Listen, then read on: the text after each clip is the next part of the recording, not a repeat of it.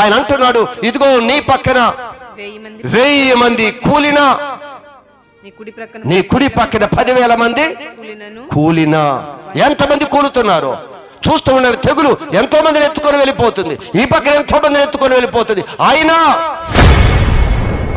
ఏ అపాయము నీ యొద్దకి రాదో. ధ్యానించు, దేవుడి వాక్యాన్ని ధ్యానించు. ఆయన ఎవరో తెలుసుకో.